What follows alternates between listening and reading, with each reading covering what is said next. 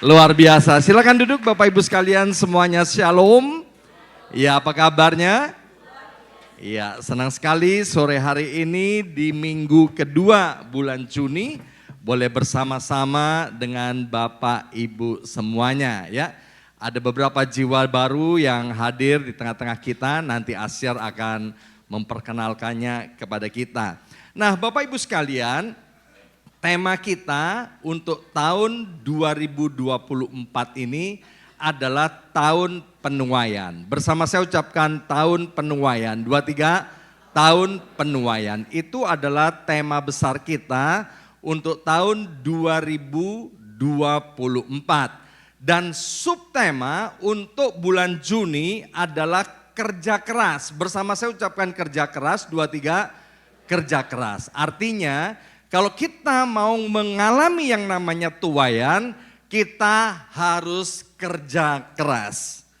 Sebelum kita mulai, saya akan bacakan sebuah pantun. Pagi-pagi minum kopi, biar semangat jalani hari.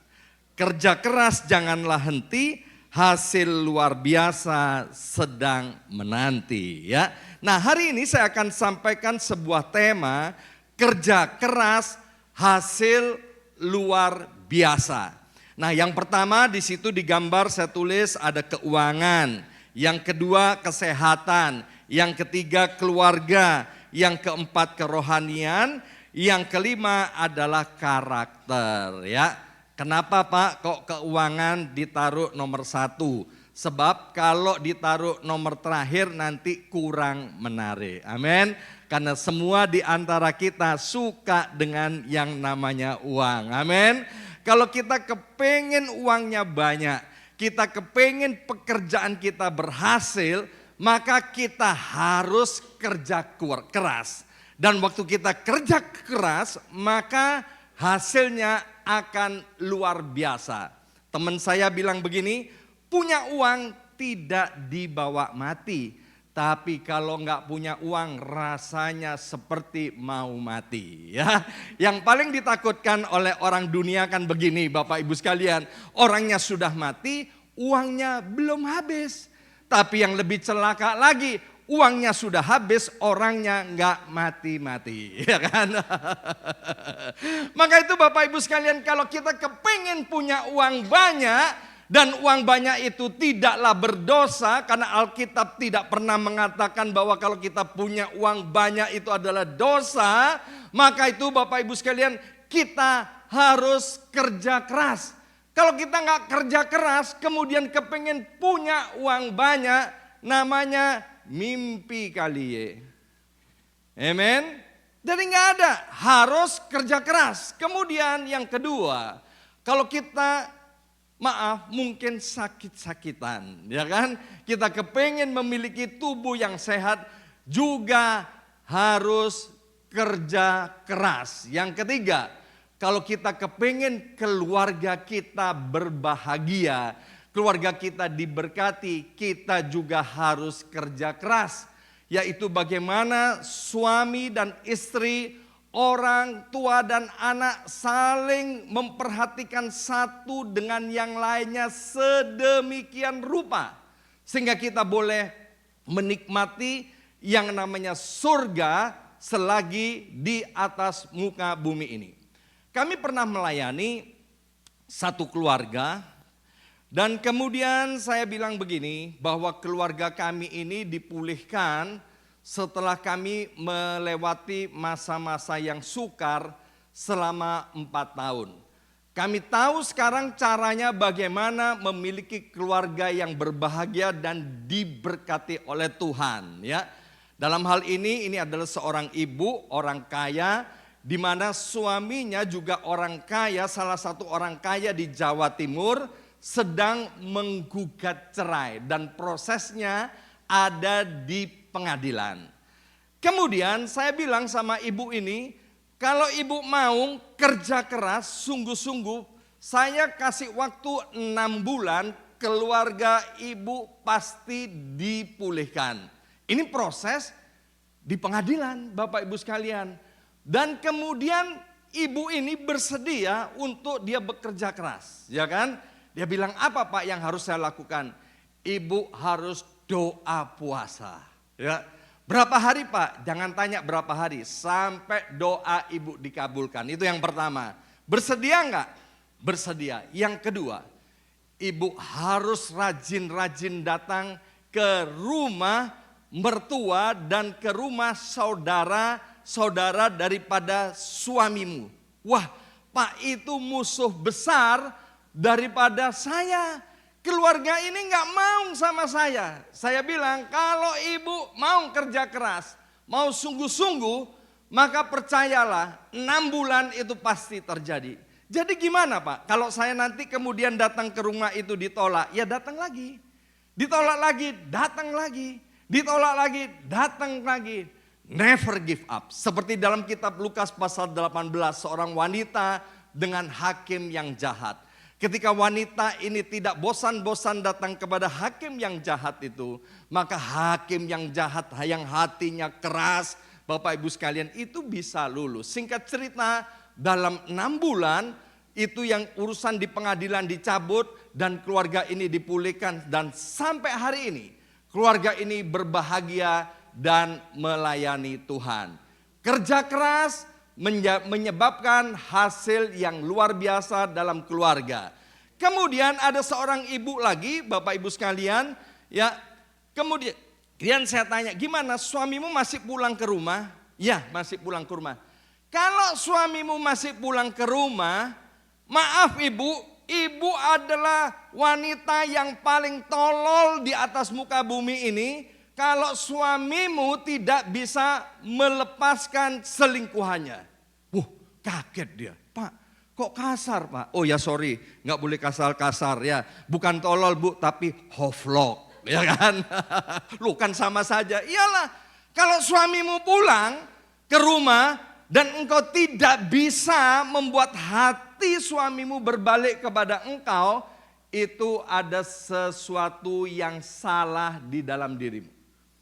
Dan hari ini Bapak Ibu sekalian, ibu ini rajin berdoa dan suaminya tetap selingkuh. Mengapa? Karena tiap suaminya pulang ke rumah, ibu ini suka maki-maki suaminya. Saya bilang no, waktu suamimu pulang ke rumah, kamu harus layani dengan sebaik-baiknya. Karena tidak ada tuaian tanpa kerja keras. Tapi ibu ini, dia bukannya kerja keras, tapi dia mengeraskan hati. Dan yang keempat, berbicara tentang kerohanian. Kalau kita kepingin kerohanian kita dewasa, bertumbuh di dalam Tuhan, menghasilkan buah-buah yang nyata, itu juga dibutuhkan kerja keras. Dan yang terakhir, karakter kita harus semakin serupa dengan Kristus. Nanti Bapak Ibu bisa tambahkan yang ke-6, yang ke-7, yang ke-8, yang ke-9 dan seterusnya. Tapi yang jelas begini, ketika kita kerja keras, maka hasilnya luar biasa. Mari kita lihat ayat emas kita untuk bulan Juni ini. Dari 1 Korintus 15 ayat yang ke-10. 1 Korintus 15 ayat 10 ya, kita baca bersama-sama ayat ini 2, 3. Tetapi karena anugerah Allah. Lebih keras lagi 2, 3. Tetapi karena anugerah Allah, aku ada sebagaimana aku ada sekarang. Dan anugerah yang diberikannya kepadaku tidak sia-sia. Sebaliknya, aku telah bekerja lebih keras daripada mereka semua.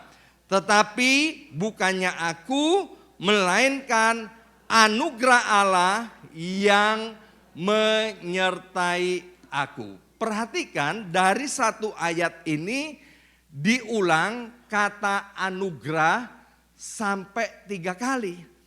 Artinya kita perlu memperhatikan makna daripada anugerah Allah. Tetapi selain anugerah Allah, Rasul Paulus juga berbicara tentang pentingnya kerja keras.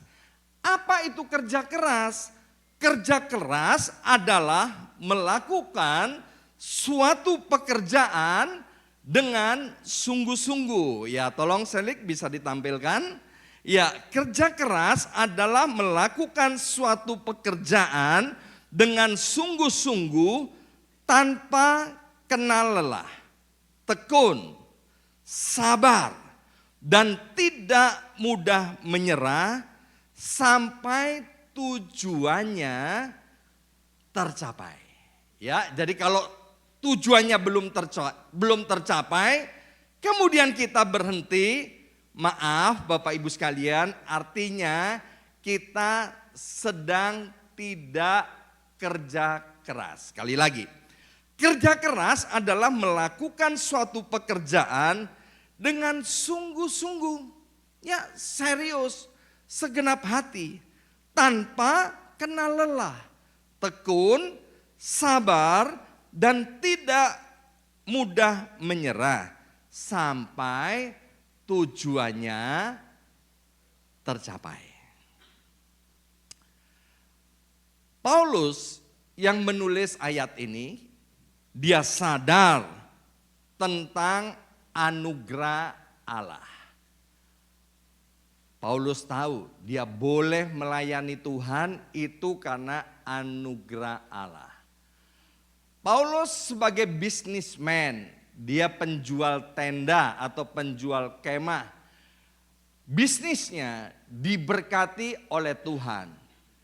Dan Paulus tahu bahwa itu adalah anugerah Allah.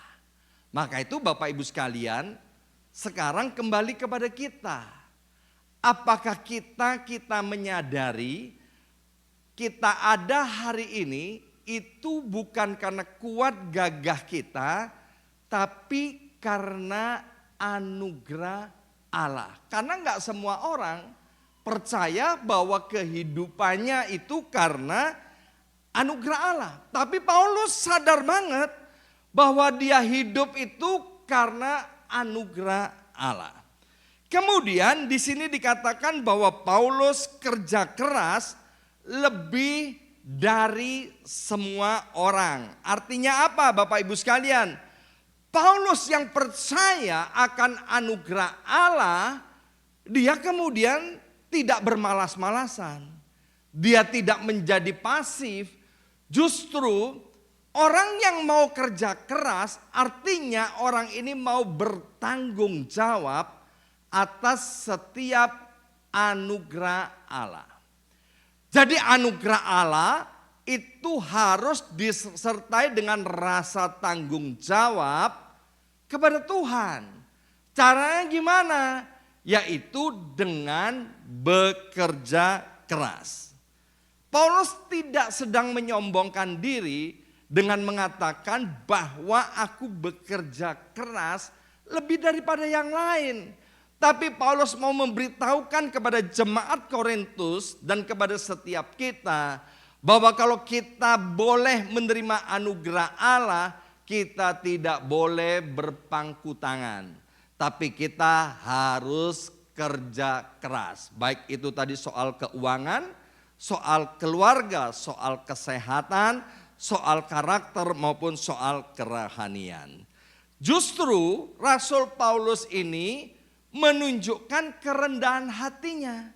Sehingga dia berkata tadi di bagian yang terakhir, kalimat terakhir itu dia mengatakan bahwa semuanya bukan karena kuat dan gagah dia, bukan karena kerja kerasnya dia, tapi pencapaian itu karena anugerah Allah. Makanya bagian yang keempat Paulus itu dia percaya bahwa anugerah Allah dan usaha manusia itu harus berjalan seiring. Seperti rel kereta api. Bersama saya ucapkan seperti rel kereta api. 2, 3, seperti rel kereta api. Ya, percaya anugerah Allah tapi juga harus bekerja keras. Nah, orang Kristen yang percaya bahwa hidupnya hari ini dia ada sebagaimana kita ada hari ini, itu adalah anugerah Allah, maka ada buktinya, ada sikap-sikap yang menjadi bukti bahwa dia itu benar-benar ada karena anugerah Allah. Waktu saya diminta untuk pelayanan ke Amerika Serikat,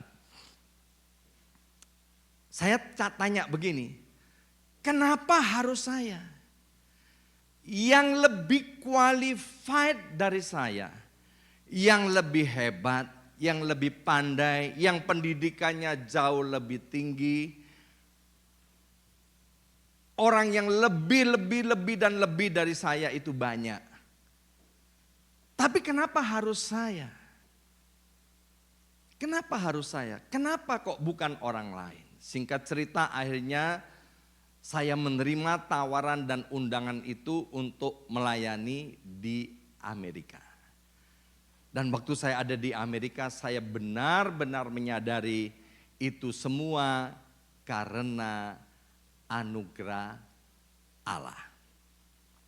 Maka itu orang yang percaya akan anugerah Allah, hatinya akan melekat kepada Tuhan.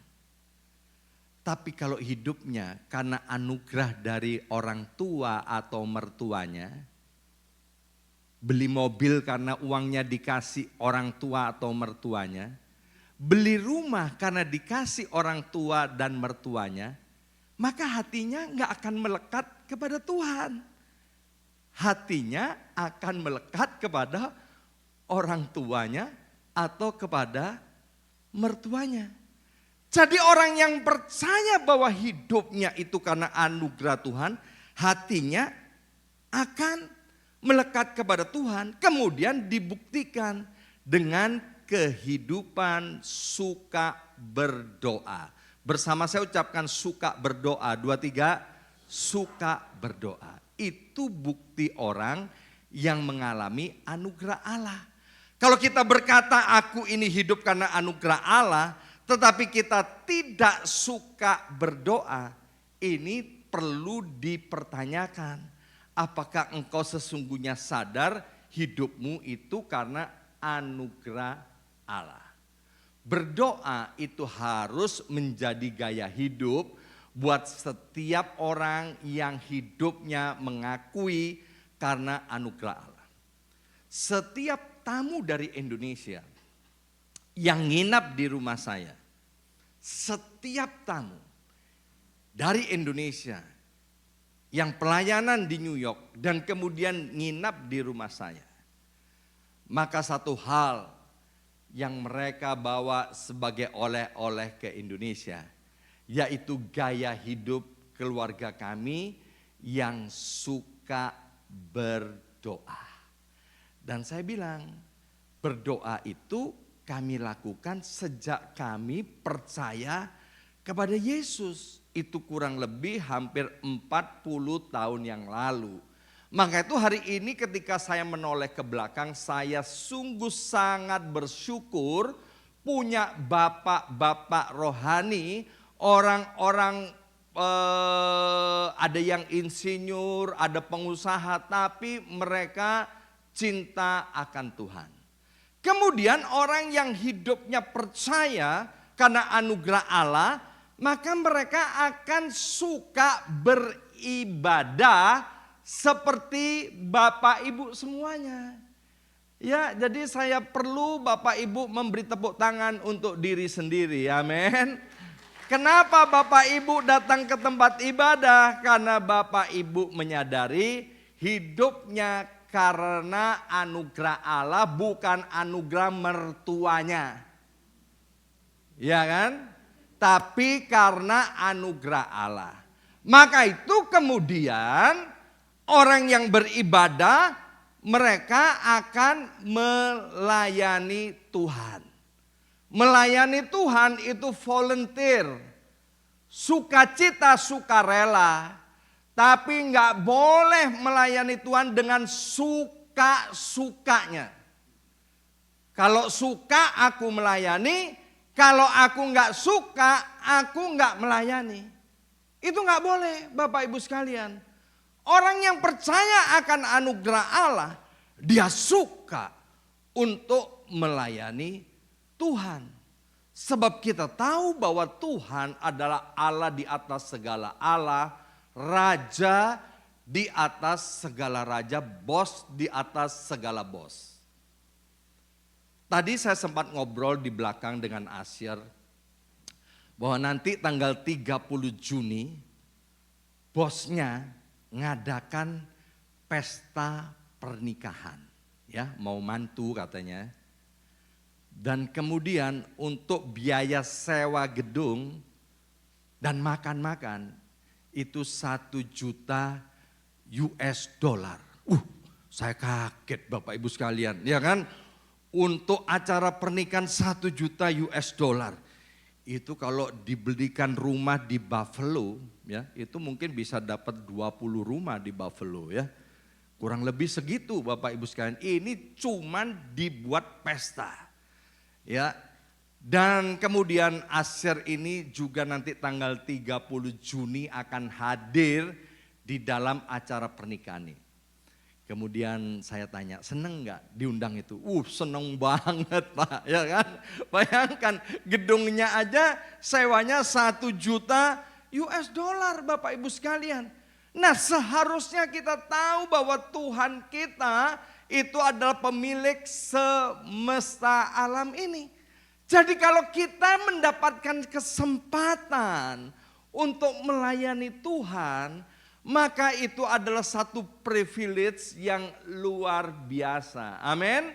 Maka itu Bapak Ibu sekalian, setelah kita mendengar kebenaran ini, biarlah kita mau terus rajin beribadah dan melayani Tuhan. Kemudian orang yang percaya bahwa hidupnya adalah anugerah Tuhan, maka dalam kehidupan sehari-hari dia berusaha di dalam kehidupannya, baik di tempat kerja atau di rumah, mereka menghormati Tuhan, Tuhan yang maha kuasa, Tuhan yang maha hadir, Tuhan yang maha tahu. Itu harus menjadi sikap daripada orang yang percaya akan anugerah Allah. Dalam kitab Yeremia dikatakan, orang yang mengandalkan Tuhan hidupnya diberkati. Tapi orang yang mengandalkan kekuatannya sendiri atau mengandalkan manusia, maka hidupnya akan terkutuk. Maka itu Rasul Paulus tahu anugerah Allah itu harus beriringan dengan kerja keras. Kerja keras tanpa anugerah Allah, maaf Bapak Ibu sekalian, itu seperti rodi. Sekali lagi, kerja tanpa anugerah Allah itu seperti rodi. Maaf, seperti perbudakan. Ya. Jadi waktu kita bekerja, kemudian anugerah Allah itu menyertai kita, maka sesuatu yang luar biasa akan terjadi dalam hidup kita. Yang pertama, hari ini kita belajar bahwa kerja keras adalah bukti bahwa kita menghargai anugerah Allah. Mari kita lihat Kolose pasal 3 ayat 23 sampai dengan ayat yang ke-24. Apapun juga yang kamu perbuatlah dengan segenap hatimu seperti untuk Tuhan dan bukan untuk manusia. Kamu tahu bahwa dari Tuhanlah kamu akan menerima warisan yang menjadi upahmu. Kristus adalah Tuhan dan kamu hambanya. Rasul Paulus mau berbicara kepada jemaat Kolose. Firman Tuhan mau berbicara kepada setiap kita. Bahwa kerja keras itu harus dilihat sebagai ibadah. Sehingga apa yang dikerjakan itu harus dikerjakan dengan segenap hati seperti untuk Tuhan. Enggak peduli pekerjaan itu remeh-temeh atau sedangan atau besar. di rumah, saya punya komitmen waktu saya melihat tangan istri saya kasar sekali, besar, kemudian tangan anak perempuan saya juga kasar, kaku gitu, ya kan. Saya bilang gini, mulai sekarang, ya kan, kalian gak boleh cuci piring. Kalian gak boleh angkat-angkat yang berat. Kalian gak boleh nyapu-nyapu. Semua harus diserahkan kepada pria sejati ini. Wah. Sekarang kalau salaman dengan Bu Yongki katanya seperti megang kapas katanya. Empuk katanya ya. Jadi waktu saya cuci piring, saya buat sebersih mungkin. Seperti untuk Tuhan, artinya sebentar lagi Tuhan Yesus yang akan pakai piring ini. Itu namanya bekerja seperti untuk Tuhan. Waktu saya nyapu rumah saya, bersihkan rumah saya, seperti untuk Tuhan. Karena saya tahu sebentar lagi Tuhan akan datang masuk ke rumah saya. Apa kata dunia? Apa kata Tuhan kalau rumah saya kotor? Satu kali saya bilang kepada jemaat, saya mau ke rumahmu. Jangan pastor, jangan, rumah saya kotor katanya. Ketahuan ya, nggak suka bersih-bersih. Tapi kalau orang ke rumah saya, dia bilang gini, siapa ini yang bersih-bersih? Bayar housekeeper berapa ini bersih-bersih? Oh enggak, saya yang bersihkan. Itu toilet saya bersihkan sedemikian rupa. Seperti untuk Tuhan. Karena saya tahu sebentar lagi Tuhan akan datang dan pakai toilet ini. Tempat tidur saya bikin bersih, licin Bapak Ibu sekalian. Karena saya tahu sebentar lagi Tuhan mau tidur di tempat ini. Itulah Bapak Ibu sekalian sehingga kita mau kerja keras. Ya, kepada beberapa jemaat yang baru datang di New York kemudian bekerja, selalu saya bekali dengan Kolose 3, 23 dan 24. Kamu ini harus kerja extra mile. Jangan hitung-hitungan. Zaman dulu orang Indonesia kalau datang ke Amerika kemudian disuruh kerja karena rajin, maka bosnya suka menyuruh dia. Tapi kemudian akhirnya orang Indonesia ini kesel. Dia bilang begini, bos, little to me, but salary no up katanya, ya kan? Dikit-dikit gue, tapi gaji gak naik-naik. Bapak Ibu sekalian, ayat ini dengan jelas berkata, Tuhan yang akan memberi upah kepada kita. Amin. Bosmu bisa pelit. Itu bukan masalah kita. Itu masalahnya bos dengan Tuhan. Waktu kita bekerja dengan segenap hati, maaf Bapak Ibu sekalian, Tuhan itu tidak buta. Amin. Tuhan maha tahu, Tuhan maha hadir. Tuhan akan memberi upahnya dengan tepat. Waktu saya masuk di New York, kemudian ada seorang yang bekerja di perusahaan asing. Dia bilang begini, pastor, bos saya ini pelitnya luar biasa. Saya udah kerja sekian tahun, tapi gaji nggak naik-naik. Terus kamu gimana? Ya udah, saya kerja karena gajinya cuma segitu, ya saya nggak memberikan 100%. Saya memberikan cuma 50%.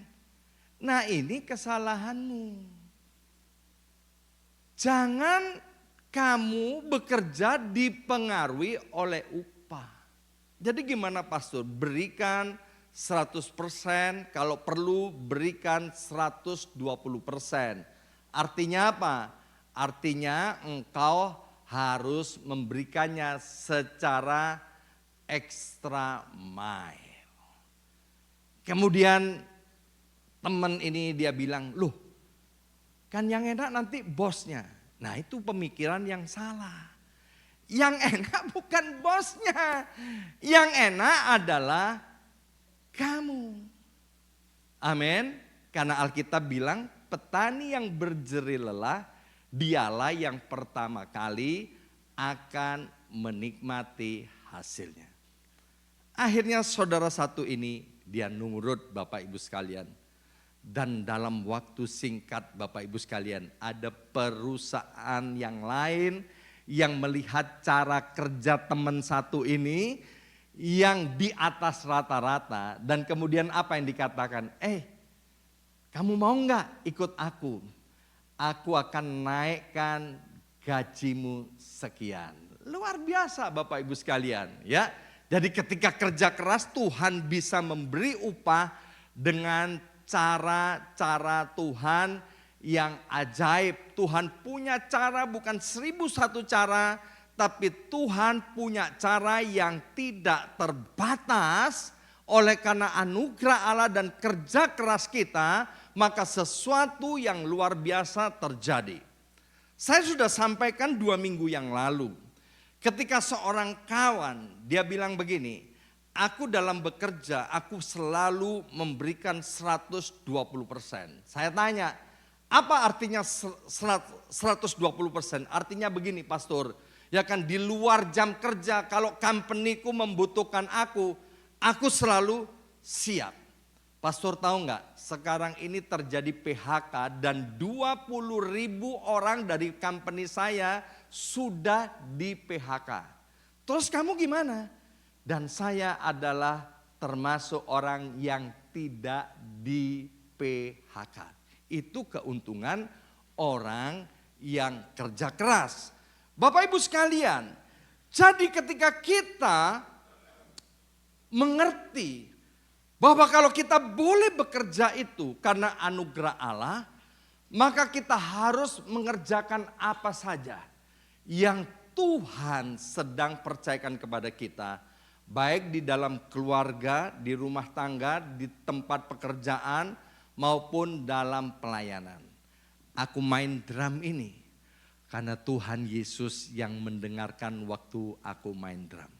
Waktu aku menyanyi, memuji Tuhan, bukan untuk manusia, tetapi untuk Tuhan.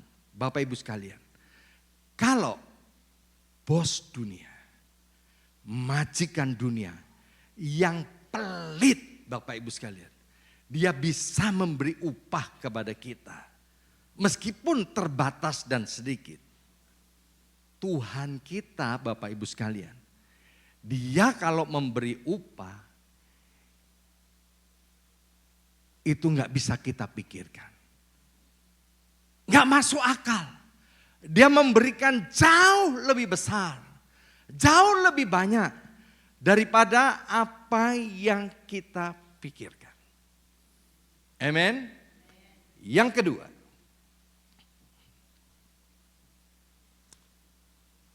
kerja keras tidak pernah mengkhianati hasil. Amsal 14 ayat 23. Dalam tiap jerih payah ada keuntungan. Tetapi kata-kata belaka mendatangkan kekurangan saja. Jadi kata-kata belaka itu apa? Umdo, omong doang, nato, no action, talk only. Cuman ngomongnya aja, ya kan? Tapi prakteknya enggak seperti itu. Anak saya Kesia, dia punya cita-cita kepingin sekolah di Amerika. Teman-temannya waktu di Indonesia sekolah ke luar negeri. Beberapa keluarga sekolah ke luar negeri. Maka sejak kecil dia punya cita-cita, aku kepingin sekolah luar negeri. Tapi kemudian dunia seperti kiamat. Semua kerinduannya itu sirna, Bapak Ibu sekalian. Dan akhirnya dia menguburkan semua cita-citanya rapat-rapat. Dan oleh karena anugerah Allah, Kesia bisa mendapatkan green card Amerika. Dan dia berangkat ke Amerika. Dan kemudian dia sekolah S1 di Amerika, S2 di Amerika, menyelesaikan kuliahnya dengan baik. Kemudian dia menulis di Instagramnya. Saya tahu dari teman saya, di screenshot dibagikan ke saya. Dia bilang semua karena anugerah Tuhan. Mimpi boleh menjadi kenyataan, bukan karena dia hebat, bukan merasa semua karena jerih payah dia. Dan kemudian saya ngobrol dengan Kesia, saya tunjukkan screenshot ini. Kemudian saya tanya sama Kesia, ya, Kesia, di sekolahmu yang lebih pinter dari kamu, ya, dia lulus S1 cum laude, lulus S2-nya summa cum laude, ya. Kemudian saya tanya, yang lebih pinter dari kamu banyak enggak? Banyak banget, Pak. Ya kan? Bukan hanya banyak, tapi banyak banget, ya. Jadi dia tahu bahwa dia bisa menyelesaikan sekolahnya itu karena anugerah Allah. Saya masih ingat waktu dia kuliah S2, pagi dia pergi kerja. Pergi kerja, kemudian malam dia kuliah. Dia kebut dalam waktu setahun. Sehingga kerja dan kuliah itu mati-matian, Bapak Ibu sekalian. Kemudian saya tanya, kenapa kok sampai begini? Ya no choice, Pak. Sebab kalau aku menyelesaikan S2-ku terlalu lama, nanti biayanya jauh lebih banyak. Dan jerih payahnya itu tidak sia-sia. Kemudian waktu dia kerja, manajernya adalah Ibu Maria, istri Pak Akwang. Saya bilang begini, Nak, kerjaanmu itu adalah kasir. Dan di tempat kerjamu tidak disediakan kursi. Artinya kamu harus berdiri selama 10 sampai 12 jam setiap hari. Waktu mau kerja jadi kasir, Bapak Ibu sekalian, bosnya itu nggak mau terima karena nggak punya experience, nggak punya pengalaman. Udah ngelamar kemana-mana, nggak punya pengalaman, nggak bisa. Kemudian saya bilang begini, ya kan, udah anak saya diterima aja, nggak usah dikasih gaji. Supaya dia bisa punya pengalaman. Bagaimana dia punya pengalaman, wong memang nggak pernah kerja. Oh di sini nggak boleh, kalau kerja harus dikasih gaji. Ya sih kalau gitu ya diterima aja. Ya nggak bisa karena nggak punya pengalaman. Tapi oleh kemurahan Tuhan akhirnya ya dia bisa diterima. Dan Ibu Maria ini jadi manajernya Bapak Ibu sekalian.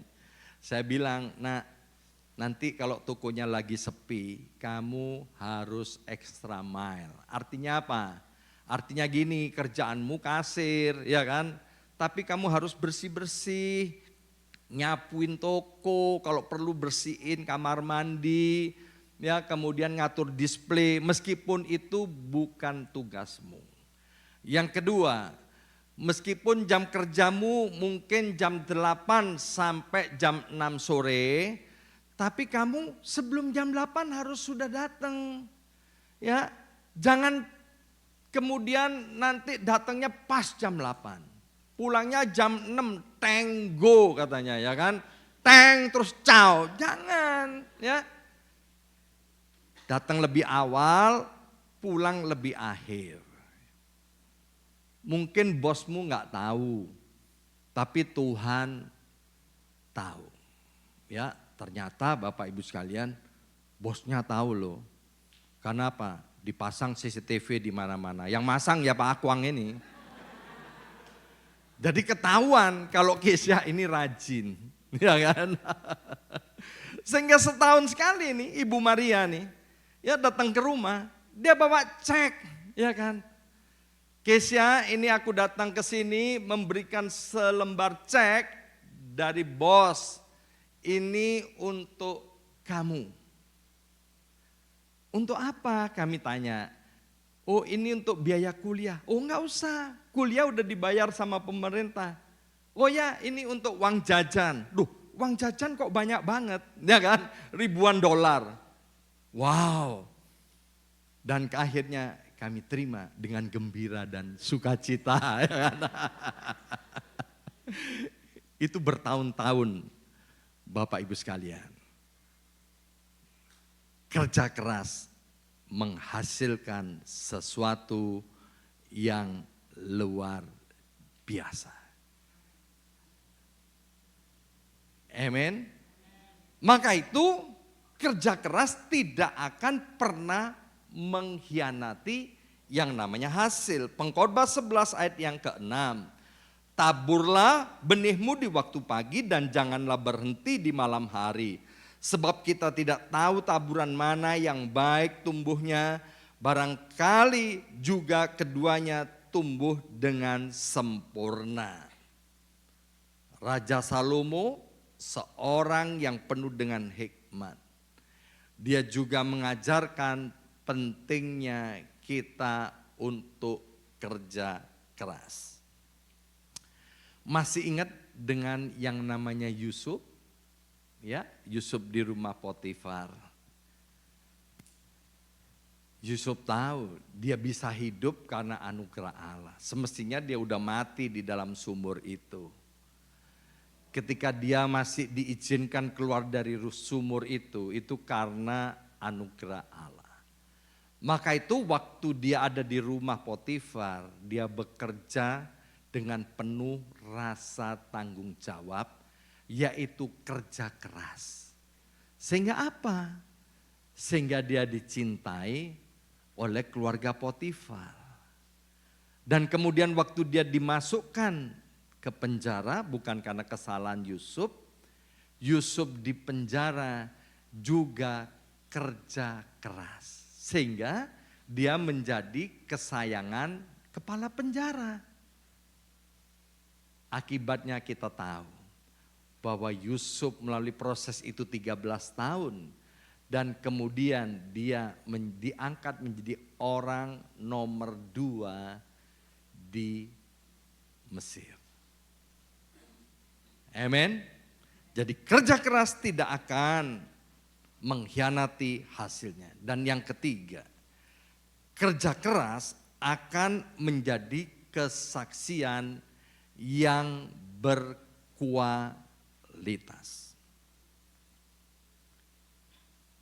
Orang dunia dan sebagian orang Kristen, dia bilang gini, kalau cari pegawai,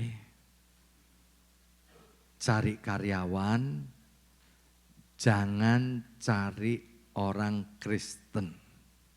Sekali lagi, kalau cari pegawai, kalau cari karyawan, jangan cari orang Kristen.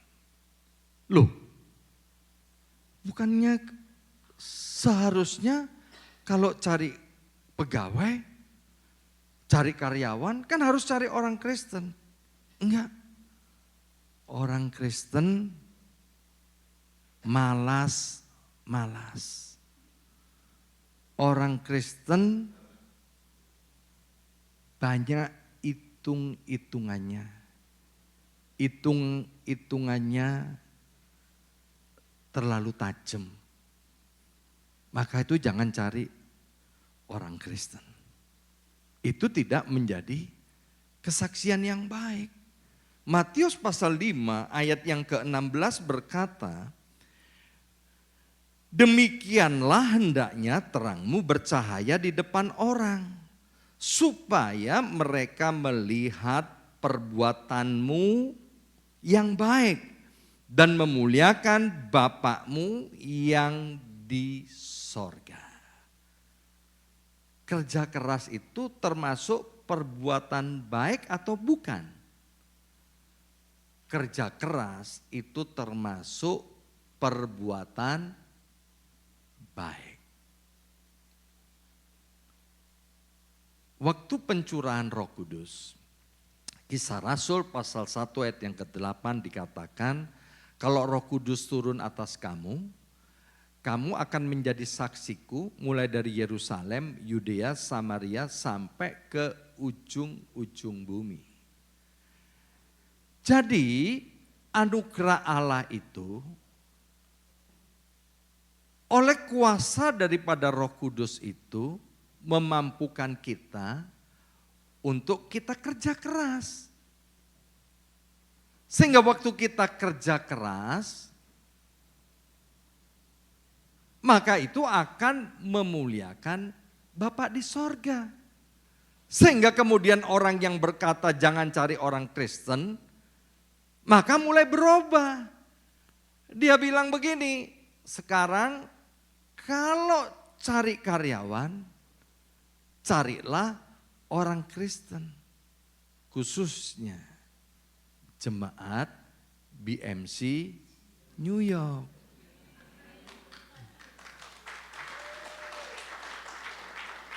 Maka itu saya senang sekali ketika ada orang sering tanya kepada saya, Pastor ada lowongan pekerjaan ini, itu.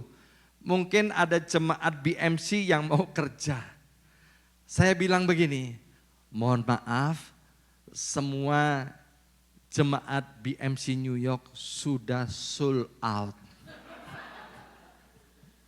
Semua rebutan. Kepingin supaya jemaat BMC New York bekerja di company-nya. Kenapa? Karena kelihatan dari wajah Bapak Ibu sekalian bahwa Bapak Ibu adalah orang-orang yang bertanggung jawab dan kerja keras. Amin. Kita harus beribadah sungguh-sungguh. Dalam kerohanian kita harus sungguh-sungguh. Sehingga Kisah Rasul 16 ayat 31 berkata, percayalah kepada Yesus Kristus Tuhan, maka engkau dan seluruh isi rumahmu akan diselamatkan. Maka mohon maaf Bapak Ibu sekalian, sekali lagi mohon maaf. Kalau ada di antara kita, ada orang tua kita, ada keluarga inti kita yang belum percaya kepada Tuhan, sekali lagi mohon maaf. Kita harus introspeksi. Jangan-jangan kekristenanmu enggak menjadi saksi. Kamu kurang sungguh-sungguh dalam kerohanian. Kamu kurang sungguh-sungguh dalam ibadah. Kalau suka ibadah, kamu pergi ibadah. Kalau lagi katanya enggak mood, engkau enggak ibadah. Maka itu keluarga besarmu gak diselamatkan. Maka itu dalam kerohanian kita juga harus punya goal untuk kita semakin serupa dengan Kristus. Jangan kemudian keluarga kita lihat kita seperti setan, bukan seperti Kristus. Sehingga apa? Kekristenan kita menjadi kekristenan yang tidak menarik. Mengapa ada orang Kristen tidak mau kerja keras? Yang pertama, orang Kristen tidak mau kerja keras, tidak mau sungguh-sungguh karena dia punya pengalaman buruk di masa lalu. Artinya gini, dia pernah gagal di masa lalu sehingga enggan untuk mencoba lagi. Dengan asumsi aku pasti gagal. Di sebelah New York ada namanya New Jersey. Di New Jersey ada tokoh terkenal namanya Thomas Alva Edison. Dari perkampungan Edison.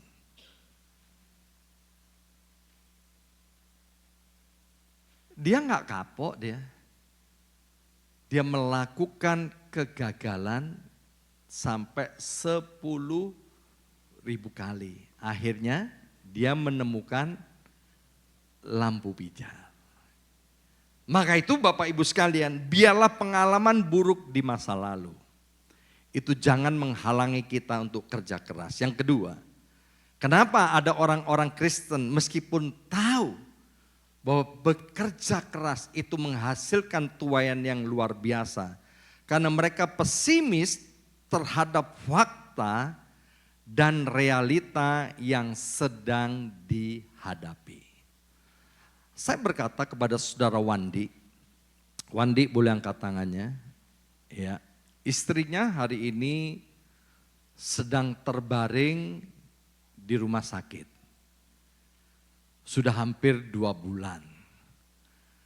2 bulan yang lalu keadaannya amat sangat parah. Dan kelihatannya nggak ada pengharapan.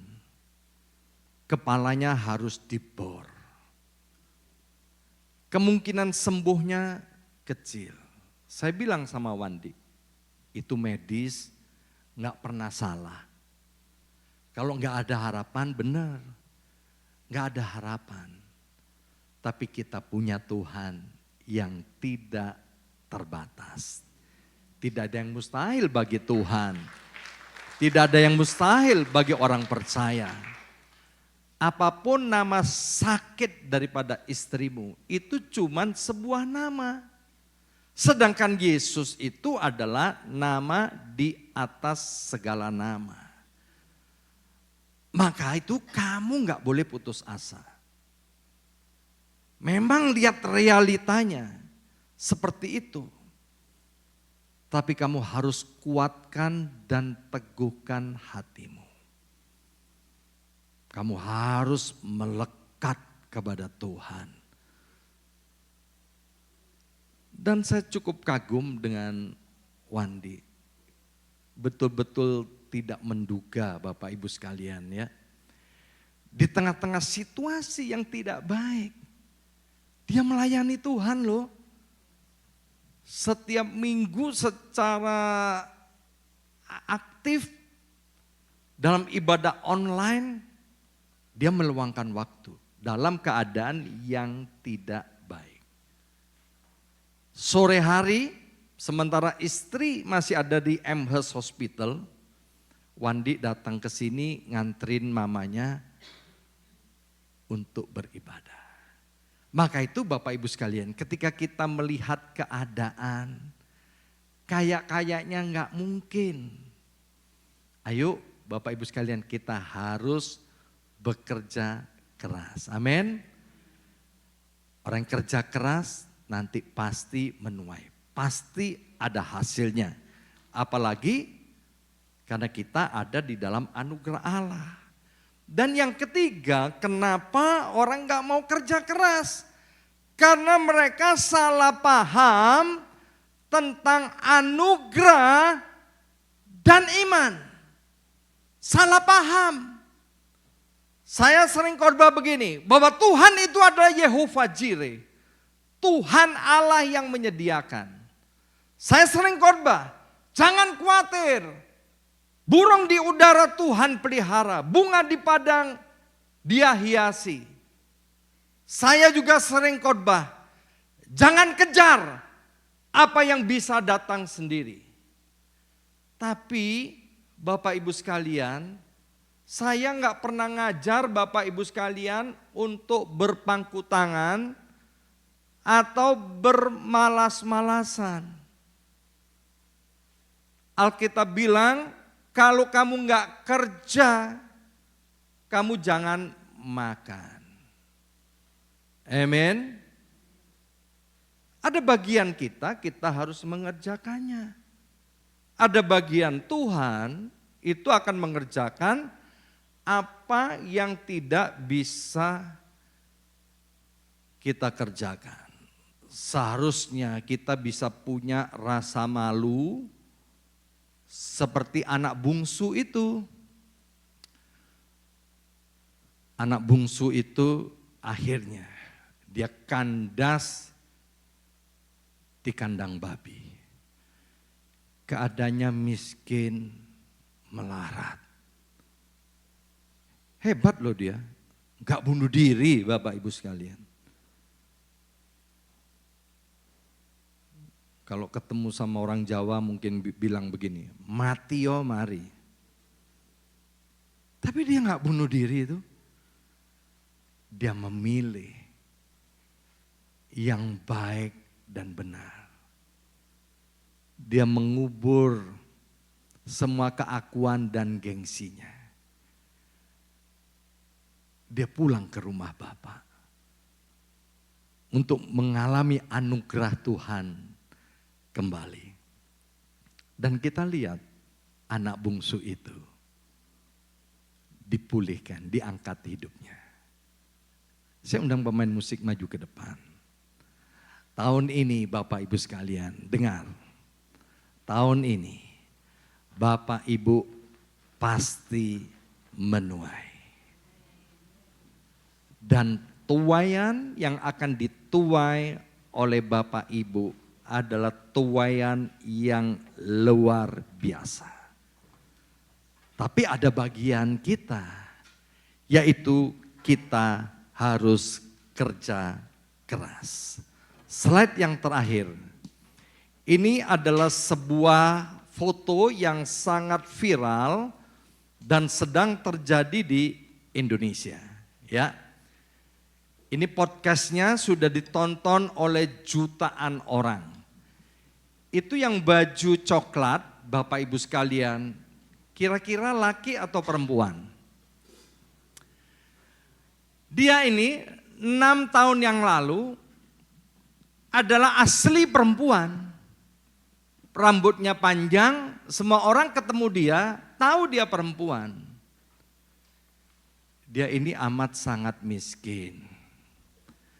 Tinggalnya di tanah kuburan.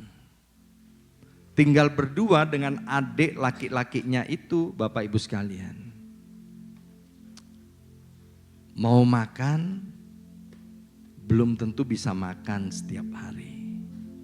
Mamanya sakit kanker dan meninggal dunia.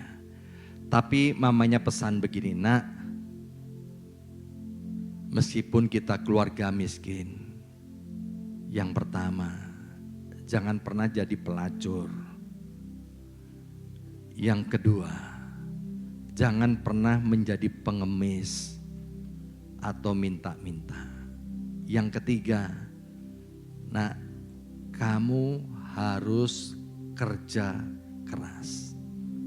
Akhirnya mamanya meninggal dunia dan papanya yang miskin meninggalkan kedua anak ini.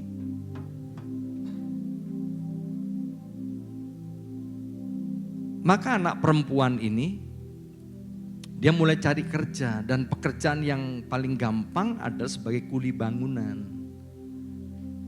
Tapi karena dia perempuan dan kecil, maka semua proyek-proyek gak mau terima dia, mengetawain dia. Akhirnya dia mendapatkan hikmat.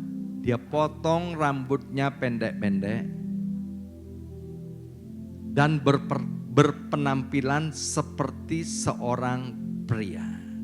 Dia bukan menjadi transgender, dia tetap sebagai seorang wanita tapi berpenampilan sebagai pria. Dia pakai celana panjang dan pokoknya dia menampilkan diri sebagai seorang pria. Akhirnya dia diterima sebagai kuli bangunan. Kerjanya memecahkan batu, ngangkat batu, ngangkat semen, bahan-bahan bangunan, kerja kasar.